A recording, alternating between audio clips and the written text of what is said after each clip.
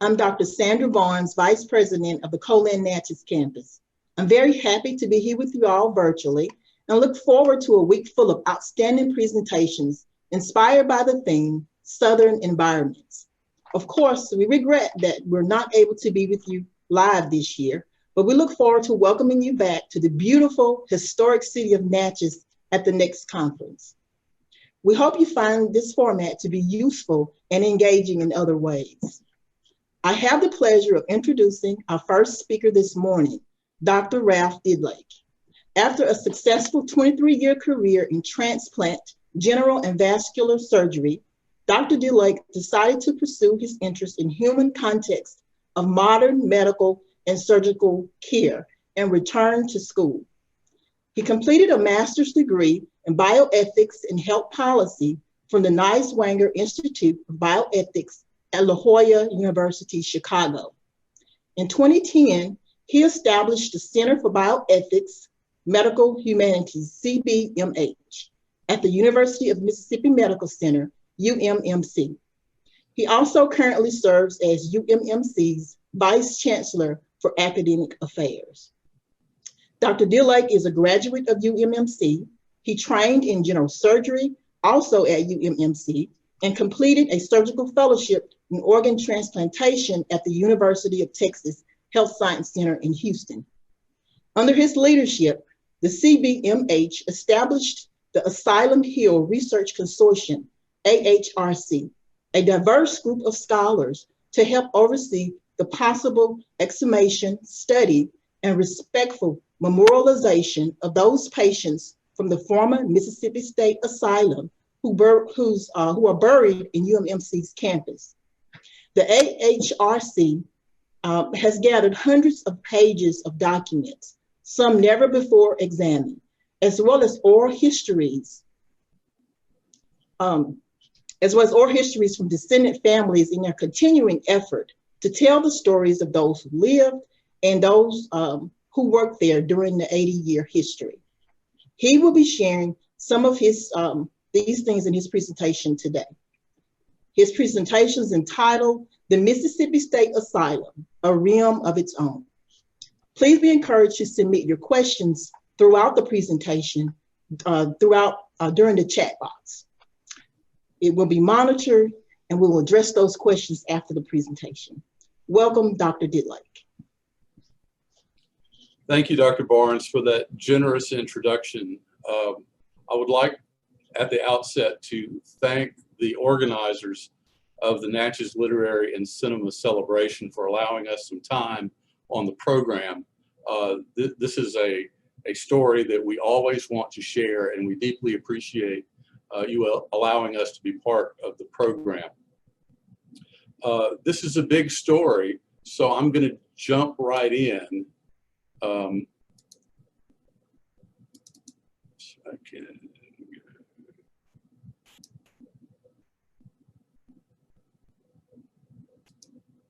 There we go.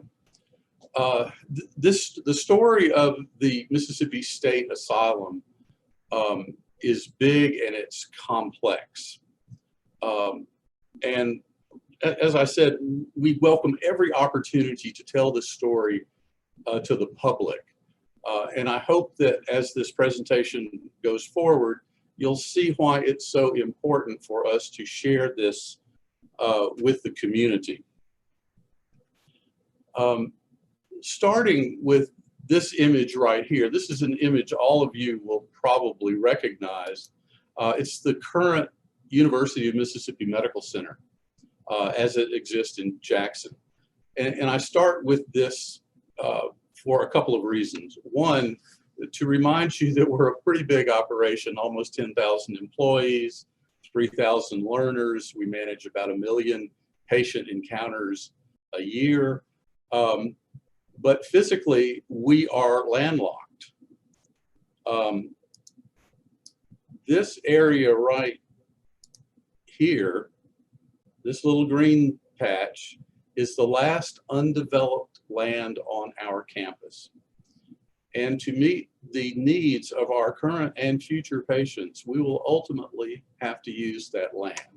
Now, if you will hold this picture, and that notion, I'd like to take you back in time on this very spot, right about here where the current adult hospital exists today.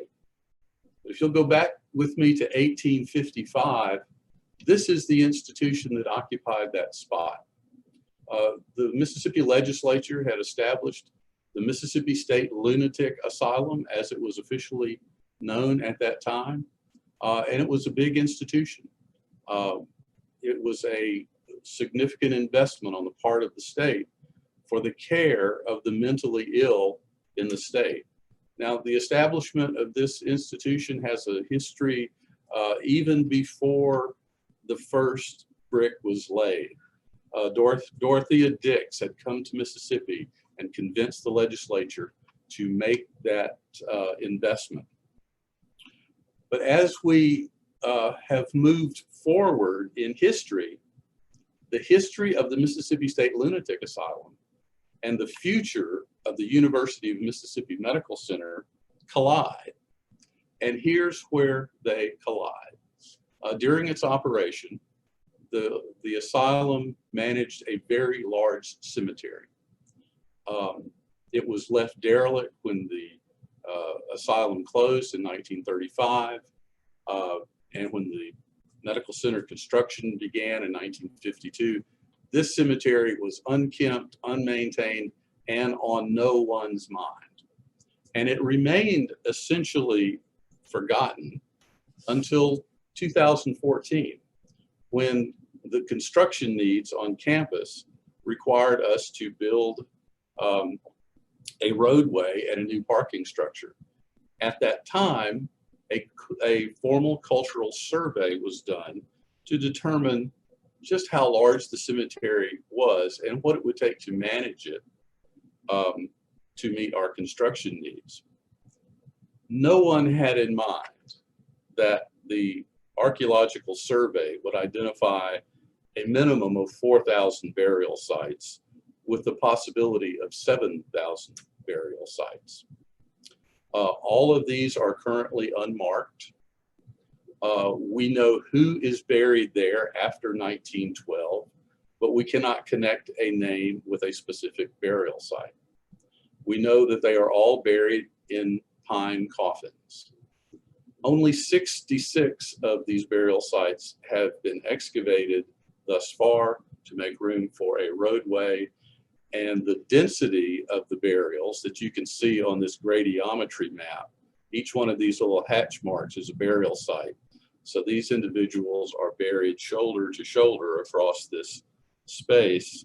The density required us to move the parking structure that we had intended to place as the initial construction in that green area that I pointed out. Today, those 66 remains are housed at the Cobb Institute of Archaeology at Mississippi State University. That unit has emerged as an important partner in this project. Now, how does one manage this type of cemetery? Cemeteries are moved all the time to make room for highways and other construction projects, but seldom do you ever see one of this size moved. And the reason is, one of the reasons is to use modern industry resources. It takes about $4,500 to $5,000 per burial site, plus the cost of the land into which you reinter the remains. That for us is cost prohibitive. We cannot move the cemetery using a conventional commercial approach. So how do we meet that large administrative challenge? And what other issues come to the fore when we evaluate or develop a plan to go forward? It obviously raises many ethical issues. Do we have the ethical standing to do this? What is financially feasible? The medical center is a state institution. We have to be good stewards of the money that we have, and we also have to be good stewards of the land that we have. So there is an important resource calculus into which we have to enter. We also have to do something that's culturally appropriate. In the Reivers, there's a line from Faulkner's The Reivers that suggests that Southerners don't fear death, but they take funerals very seriously. So we, whatever we do has to fit culturally within the norms of where we are. There are also legal issues. Do we have the legal standing to move the cemetery or to manage these remains? There's also important history here. We have an obligation to preserve and develop and leverage that history. The medical center has three missions. It has a care mission, it's patient care mission, it's an educational institution, and it's a research institution. Whatever we do needs to cut across all three of those missions. We need to leverage the historical and the scientific value of these remains. And we also have opportunity to develop important educational programs as part of this project, both for students and other types of learners and for the public. So faced with these challenges, we put together a group of scholars that we call the Asylum Hill Research Consortium that represent all of the disciplines that you see listed here. Obviously, we needed archaeologists and anthropologists, but we also wanted to incorporate professional historians. So we preserved this correctly. We have two people who are specifically trained in bioethics. We have a legal scholar. We have archivists and folks who are expert in the preservation of realia and other types of information that spin out of this program. We are big on information management in medicine, so we're leveraging that that resource to help manage this project. We also have a dendrochronologist as part of our consortium. Now, I must admit, in surgery school, they didn't teach us what a dendrochronologist was. That's a person who studies tree rings. An important part of this project, as it turns out, the University of Southern Mississippi wants to develop a physical archive of coffin material to study the tree rings from which they can help us not only date the burial sites, but do paleo-environmental work and date other wooden structures across the state. We have a documentary filmmaker working with our consortium. Obviously, we needed a psychiatrist, one of our faculty psychiatrists. Dr. Sarah Gleason is an integral part of this project. And we also have a philosopher who is part of the Center for Bioethics. And we have a literature scholar. So we are trying to cross all of the humanities disciplines and incorporate them into this project. Those disciplines represent currently 6 of the 8 IHL institutions, as well as some out-of-state institutions. All have been strong partners in bringing forth the plan. We also have some important community partners, the Mississippi Library Commission and the Mississippi State Hospital at Whitfield that replaced the asylum here in Jackson. Mississippi Humanities Council and the Mississippi Department of Archives and History have also been strong partners in this project. Now, when that consortium came together and we started working through the various challenges, we developed a set of guiding principles. These are going to be the guardrails for this project. Number 1, we will respectfully manage the remains. Now, that's a particularly important place to start because the medical center is a healthcare institution. In a very real way, we have inherited these patients from the previous asylum. So I feel as a bioethicist that our ethical obligations to do this respectfully are a little higher than would be the case if we were an industry building a factory here or Walmart. We would have an obligation to be respectful, but I think as a healthcare institution, that threshold is a little higher for us. We also want to do everything we can to recognize that these are individuals. Each has a story. Each has a legacy, and we want to honor that. We also want to be absolutely cognizant of the fact that there is a descendant community out there. There are relatives of these people. They have a voice. And we want to engage and hear those voices. And like I said, we feel strongly that there is a continuity of care issue here for the medical center. This is also of significant cultural importance. We want to make sure that we not only leverage the cultural value, but for it to be value added for us today, to learn more about ourselves, those things that the humanities do so well. We are also have a principle that we will maximize the scientific value of this. We will study the remains and the history and everything else that comes out of this project to learn more about the lived experience of these individuals. And of course, as I said, we are a state institution, and stewardship across our three missions is an important guiding principle of this project. So how do we plan to proceed?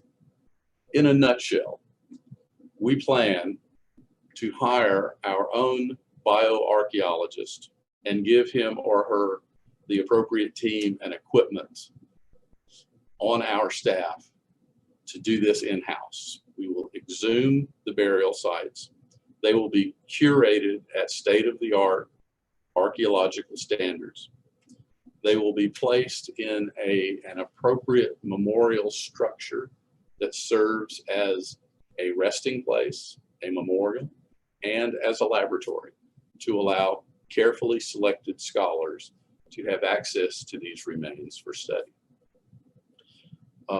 And we will also leverage every opportunity to develop education programs, such as field schools, where archaeology and anthropology students can come in and learn how to do this type of work at the state of the art.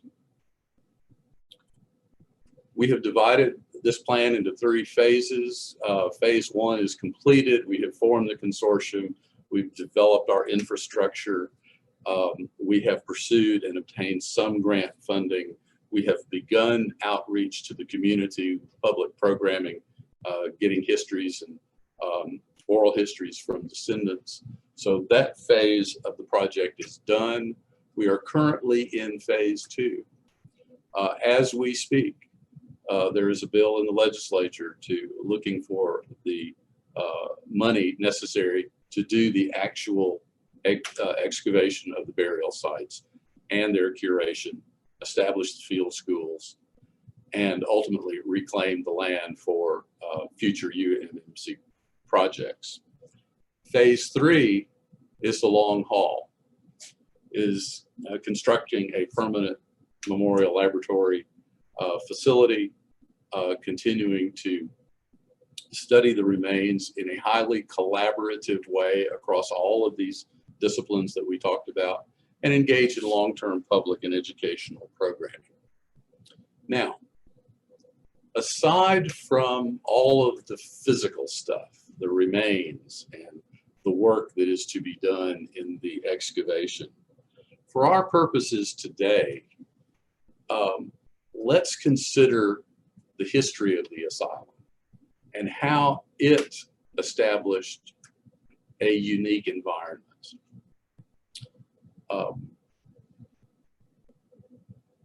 To do that, I think it's it's best for us to turn to the resources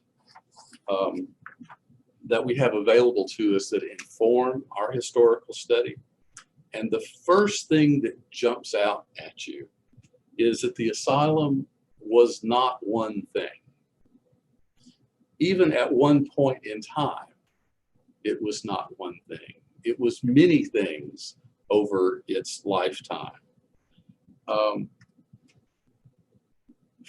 And both from a socio-political standpoint and from a medical historical standpoint. This asylum existed through the antebellum period, the period of slavery. It was present in the Civil War. It was there through Reconstruction, the Jim Crow South, the First World War, the Great Flood of 1927, and the Depression. So this institution spanned these very important historical periods, raising the historical question, how is the environment different for the patient or the staff or the community during all these periods? It was also present in the time when medicine was emerging from a trade to a profession, across the development, the historical development of the discipline of psychiatry, where new understandings of mental health and sorting out physical health issues from mental health issues, where new treatments were coming to the fore, and drug therapies were just becoming available. So this points immediately to the fact that across its history, the asylum was never just one thing. Now, most of the information that I'm going to present to you, the detailed information, comes from really primary sources, governmental reports, minutes, other files that our team has been able to get access to, plus news articles, the important descendant stories, the cultural memory of the community, and even literature. One of our medical students has done some wonderful work looking at mental health in Eudora Welty. So there are lots of places that we can get information that is directly about the asylum, that is convergent with the asylum, and helps us learn about the context, the community context of mental health care writ large in our state and in our nation. Of course, there is the archaeological work. The bones will ultimately tell us a lot about what the patients experienced. And the dendrochronology will also help inform our work and may even help us date some of the burial sites. Now, from the official records, we have one of the richest sources as the superintendent's reports. And from very early on, 1957, this report tells us really the intent of the asylum, or at least as it was viewed in that moment. This report contained the phrase, "the experience of all civilized communities," speaking to civilized communities, has shown that the insane mind cannot be successfully treated either in the family circle of the patient or in ordinary hospitals. So at that time, it was felt very important that an environment specific to this patient population, be created. Now, as you well know, in the 70s, that pendulum swung completely in the opposite direction. But here is where we were in 1957. In that same superintendent's report is the phrase from which we get our tagline from this presentation, for this presentation: it must have a realm of its own. And quite wonderfully, the prose of this superintendent's report goes on to reference Shakespeare, where in Macbeth, they wish to raise out the written troubles of the brain. So as you can see, these superintendent's reports are just very rich in informing our work. Also, it's important to understand that the state and the leaders of the asylum, the builders of the asylum, were not making this up as they were going along. They knew that the mental health treatment of the day, which was called moral treatment, was all about environment, creating a calm atmosphere in which patients could hopefully heal. The father of those notions was Dr. Thomas Kirkbride, who was both a psychiatrist and an architect, and he developed the so-called Kirkbride plan of the building that you see the footprint here. And it was these staggered long hallways that provided maximum amounts of light and long hallways where the patients could walk and calm themselves. The Mississippi Asylum was built on the Kirkbride plan, modeled on one that had already been built in New Jersey. So when this asylum opened, it was really a state-of-the-art facility. Now, as many healthcare resources across the history of our country,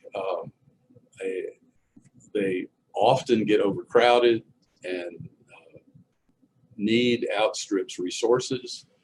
As you can see from this graph, opened with about 70 patients in 1855, and at the time of its closure, it had almost 2,500 that were transferred to the new facility at Whitfield, Mississippi. So where a calming atmosphere might be available in this time period, it would be less available in this time period. But this is another part of that rich story to be understood in the context of what was going on in the legislature, what were the financial issues of the time, what led the legislature to build a brand new facility in Whitfield. All of those are important historical and cultural issues. It's also important that we understand that the state asylum, over its history, was the place where many people went with diagnoses or illnesses that we would not consider mental health issues today. There were no good drugs for the control of epilepsy at the time, and many epileptics were difficult to control with completely uncontrolled seizure disorders. They would come to the asylum. Tuberculosis was also treated at the asylum. There were additional tuberculosis cottages built on the grounds. Chronic alcoholism, tertiary syphilis with its neuropsychiatric manifestations was also cared for at the asylum.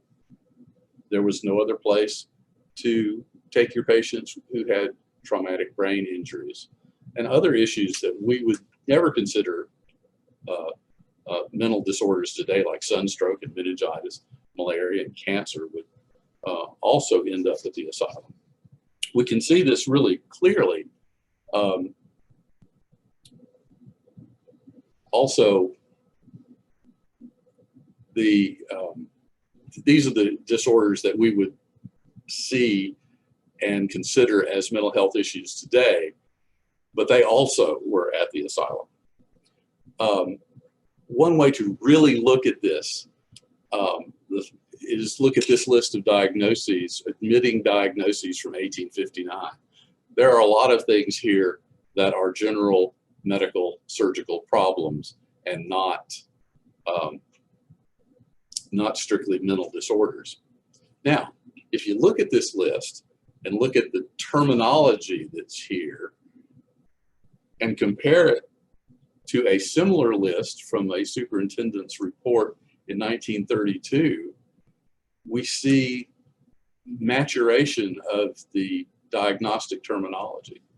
We see a much more sophisticated psychiatric approach to the patients.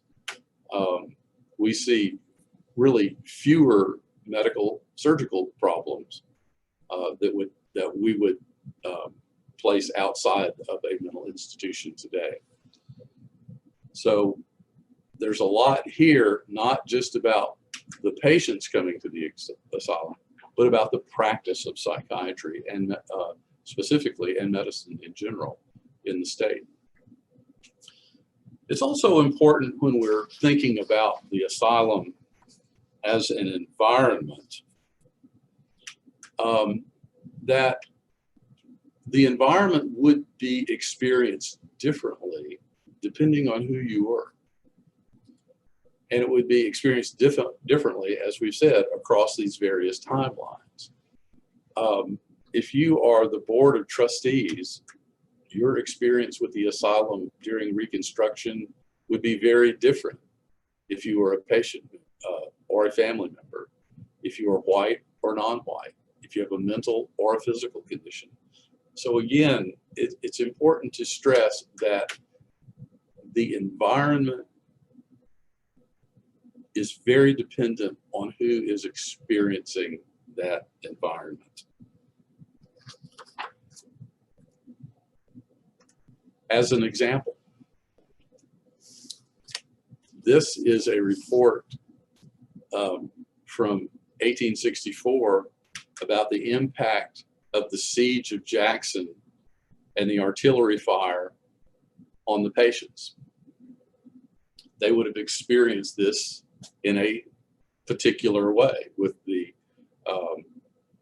artillery booming and the chaos going on with the sieges of Jackson. However, if your staff, that experience of that same environment would be quite different.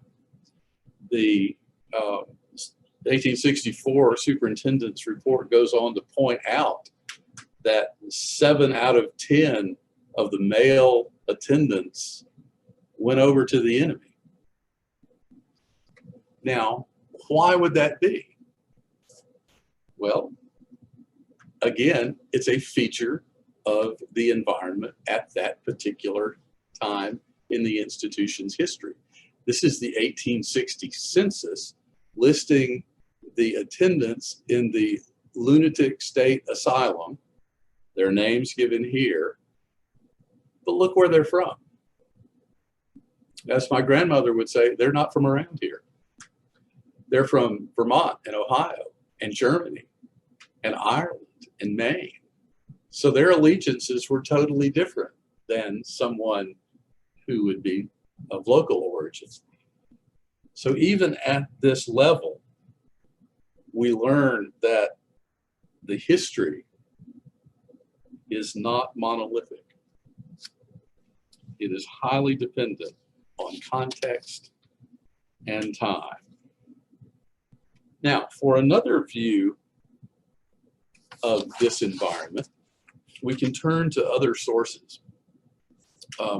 Our research coordinator, Lyda Gibson, has done extensive work looking at the newspapers over the history of the asylum. And they tell 2 interesting stories, at least for me. One, it's an operational story. This asylum was part of the community as an operating enterprise. It was a place where vendors could sell materials, where farmers could sell their production. So the newspapers give us this wonderful window into this relationship between 2 environments, the external world at large and the operational environment within the asylum. Also, the newspaper articles show us the personal side, where journalism finds these personal stories. and publishes them in the paper about individuals who are coming into or required to go to or coming out of the asylum. This, again, gives us this wonderful window into individuals, people with names and stories and relationships who are transitioning from one environment to another.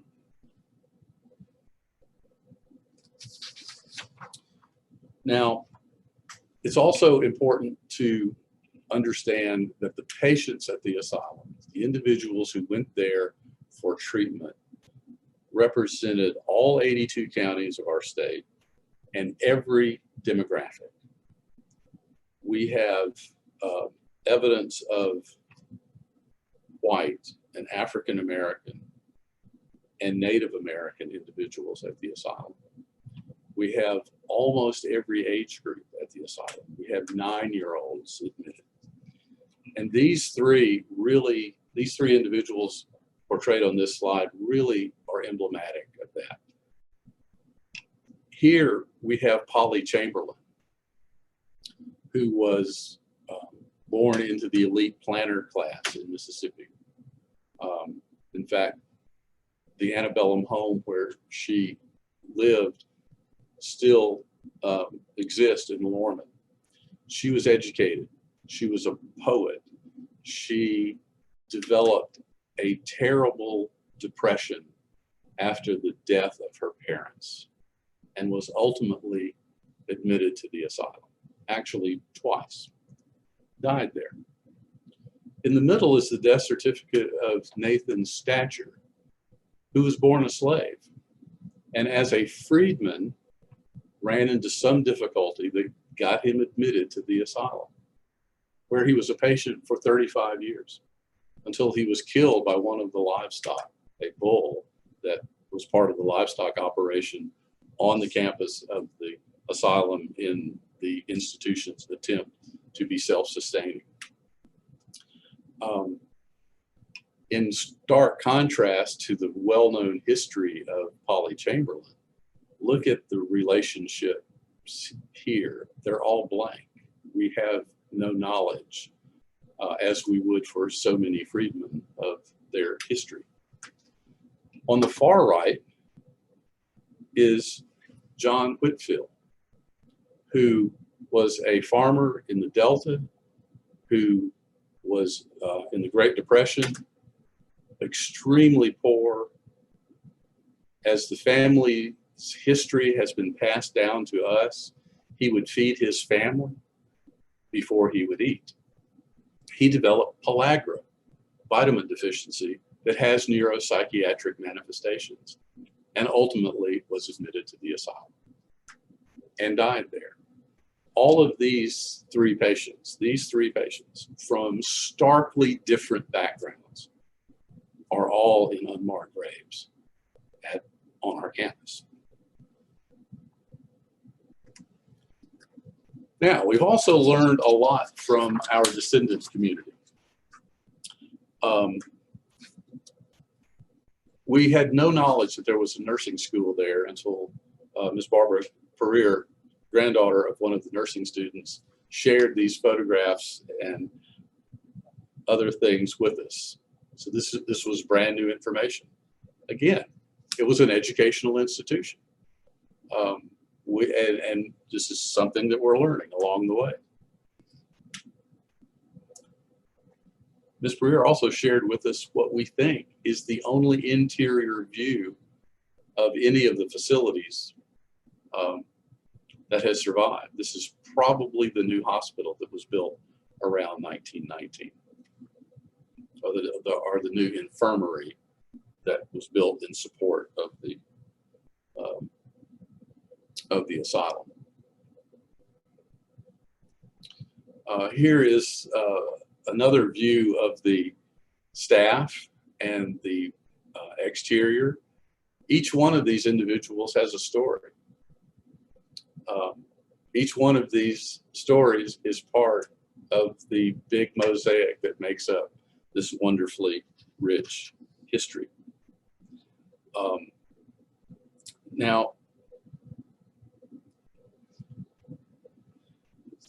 we referenced earlier that the state made a significant investment in 1855 to build this asylum.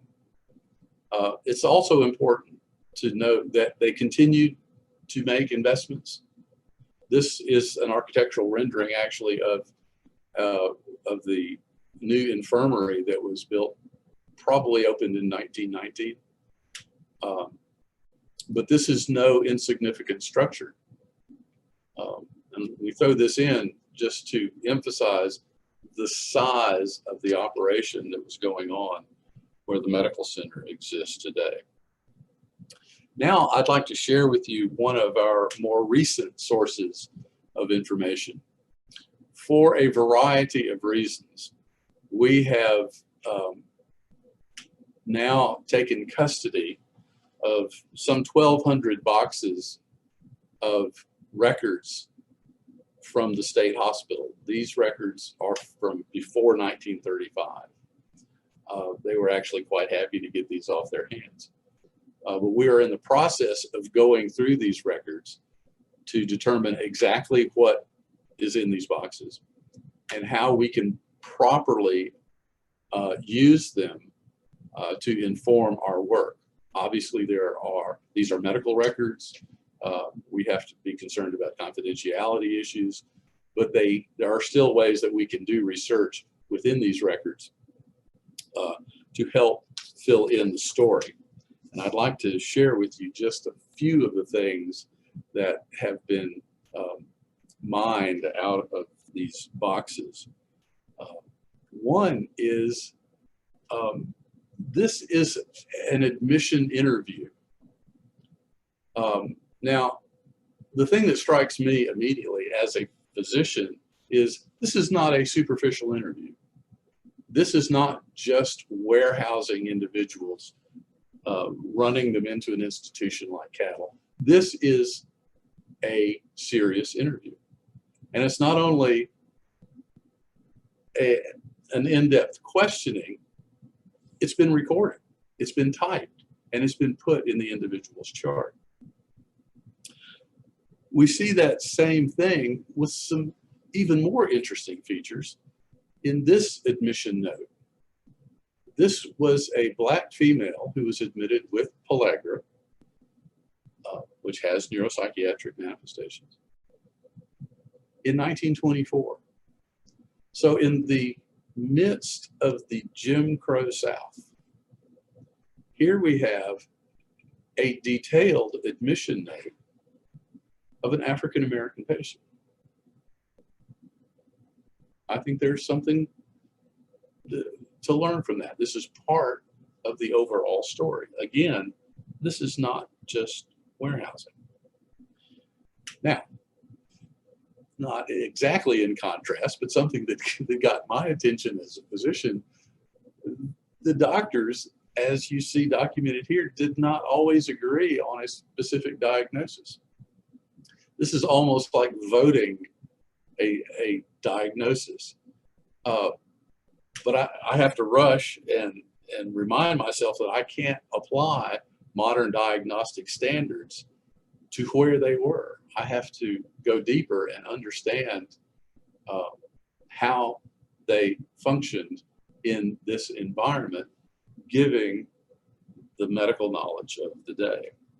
But again, this is an important piece of the overall picture that we've been able to mine out of the records that came from the state hospital. Well, also, we've learned that more about the details of treatment. This is from 1922. This is an occupational therapy record where a 60-year-old African-American female, 1922, was being taken to occupational therapy on these dates and was quilting, piecing quilts and quilting. And how she was doing was recorded. Again, this is not our picture of a overcrowded madhouse where people are just put to be warehoused. I think we can emphasize that point in the fact that we have identified an extensive dental facility at the asylum with really detailed dental records of the patients. These may not only have historical value for understanding the asylum operation, but may become important in identifying remains in the future.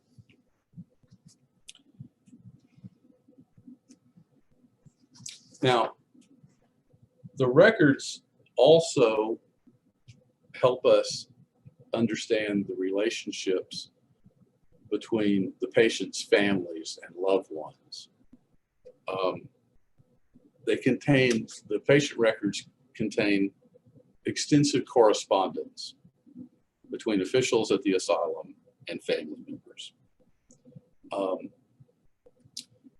This one is particularly poignant. She is writing to know if her mother can come home. She has 2 small children in the house, and will it be safe for her to come home? This is an individual who is trying to maintain a relationship with a mentally ill mother. This is in a time period where there would have been significant stigma around mental illness. But heart-wrenchingly, Dr. Mitchell, the supervisor at the time, or the superintendent at the time, responded that it would be too dangerous for her to be around young children. So again, we cannot label all patients who were at the asylum as being in any way abandoned. They were being cared for, and there were existing relationships. Clearly, there are patients who would have been abandoned, but this tells a bit of a different story. Circling back to the cemetery, why is the cemetery so large? Why were so many patients buried there? Again, it's not one reason. There are many reasons that the patients were buried in the asylum. Certainly some were abandoned. Certainly some were unclaimed. But there were also communication problems. This is a letter that centers around the frustration in trying to communicate with people in a pre-telephone, pre-cell phone era. We take communication for granted today. It was not always so easy. So that led to some patients being buried in the asylum cemetery. A very different note in the record describes a patient who was frail, ultimately died, and his wife traveled from Colombia, visited the body, and instructed that it be buried here at the cemetery. What is the history behind that? What is the story here? Was this an issue of finance? Was this an issue of stigma? Was this an issue of funereal practices of the day? The availability of embalming and transporting a body? There is a story in each of these. And it's also, again, important to note that this is a typed death note in the patient's chart.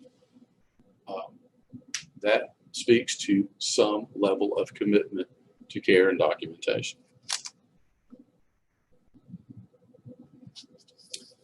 Now, this is also a particularly poignant communication between Dr. Mitchell and a family member. The family member is communicating about the fact that the letter didn't get there in time, so the asylum went ahead and buried the individual. But the part that will just tug at your heart is she finally reaches acceptance that she will do as well there as she would here. That's an important level of closure for this person writing this letter. And I think that that's a good way to transition to an end of this presentation, to say that as an environment, the Mississippi State Lunatic Asylum was, on the one hand, an environment that had really quintessentially Southern features, and on the other hand was absolutely universal of the human experience. It's a rich story, and it requires all the disciplines we talked about to tell it properly. And it's really a story that can only be told within a community environment. It will take all of us to tell this story. So again, I would like to thank the celebration organizers for allowing us the opportunity to present this information, a project about which we are very passionate. And I will be happy to address any questions that have come through. Thank you. Should I stop? Stop, yeah, stop, share, right there. Yeah, right there. Okay. Okay. Thank you, Dr. Didlake. We really appreciated that presentation, and I really appreciated the personal touch that was included in your presentation. We do have one question so far. Please, if you have questions, be reminded to put those in the comment box. The question that we have is, what's the rough timeline of phase 2 and phase 3? We expect phase 2 to take between 5 and 7 years. To exhume this number of bodies and to do all the curation work will, it'll be weather dependent. It is Mississippi, it rains a lot. But we expect the excavation to take between 5 and 7 years to complete properly. Okay, we have another question. Did you have access to the records because you were a physician? Not specifically because I was a physician. I think that anyone leading this project would have ultimately had access to those records. But in Mississippi, it's a little bit complicated. As most people know, there are HIPAA laws that protect the privacy of medical records. HIPAA ends 50 years after the individual's death. They are no longer considered protected healthcare information. Now, even given that, we have no intention to violate the confidentiality of all of these people. We're certainly not going to make these records publicly available. My being a physician and my being at a healthcare institution certainly facilitated our access, because the state hospital was willing to enter into a business agreement with the medical center to manage these records. But my being a physician also raised the awareness of the confidentiality issues. And we will develop, we are in the process of developing standards and protocols from which serious research can be done while protecting the interest of the patients and their descendants. Great. I had one question. I was curious about the age range of the those buried at the asylum. We know that there is a 9-year-old buried out there, and we know that there are octogenarians buried out there. So it is the age range almost certainly reflects the age range of patients at the asylum, which was broad, very broad.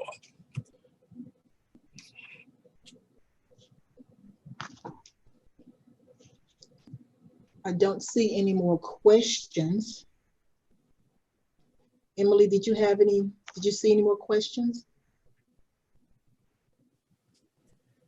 Hi, yes, we had a couple more questions. Hold on just a second.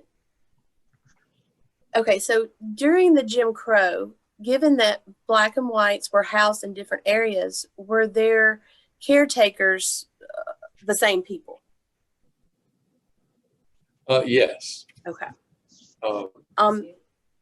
The staff, from what we know at this point, the staff was not segregated by race. Okay. And then just one more question. Says, I'm curious to learn that people came to the asylum from different states. I wonder how it happened. It would be great if you could share with us your thought about this. I think that's a really intriguing story. I don't know the answer to it unless there was something in the, was there an abolitionist trail here? Was there an advocacy group that made opportunities at working at asylums available in the North or other places? Or was this an immigration strategy where people from Germany or Ireland or wherever these people were listed were coming in to work at jobs that may not be popular, to work and become American citizens? I don't know, but I think that's a fascinating story. And the whole issue of 7 of 10 having no Southern allegiance at all, that's a fascinating story. And I would love to know the answer to that right along with you. Stay tuned. Okay, well, I think that's about all we have time for today. Dr. Didlake, I just want to thank you so much for being here. Dr. Barnes, thank you for moderating this. I will be putting a link in the comments for a survey. The survey will be going on throughout the week. But of course, if you have, if any of your questions didn't get answered, we'll try to get those to him as well. But I just want to thank everyone, and please continue to tune in for the rest of the week. All right. Thank y'all. Thank you.